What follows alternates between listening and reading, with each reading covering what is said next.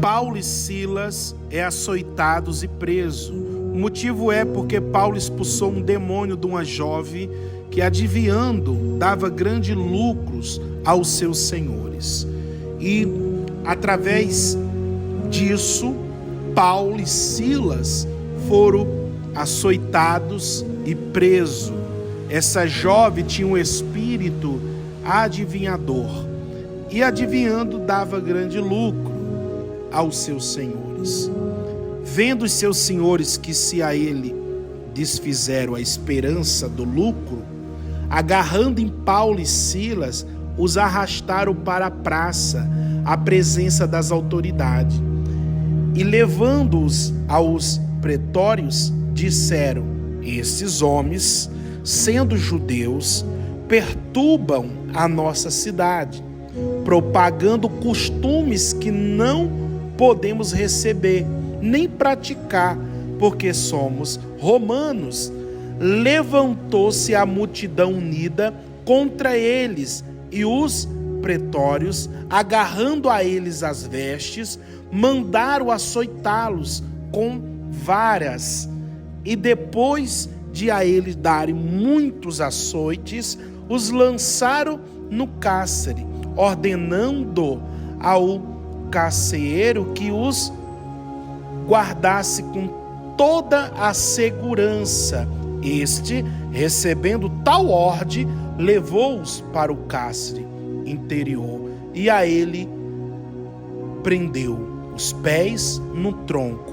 Por volta da meia-noite, Paulo e Silas orava e cantava louvores a Deus, e os demais companheiros de prisão escutavam.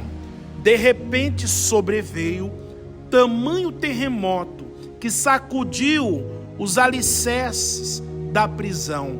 Abriram-se todas as portas e soltaram-se as cadeias de todos.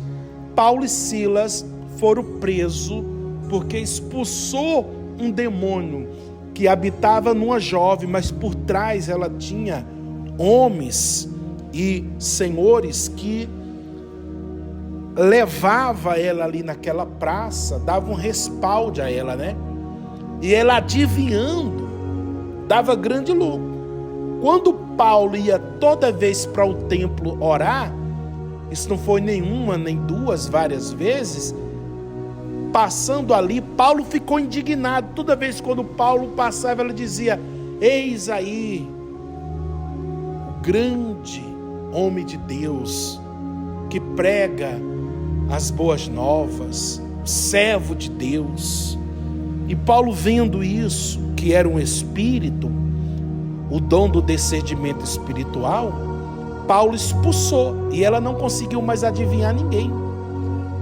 E os seus senhores, perdendo lucro, ficaram indignados com Paulo.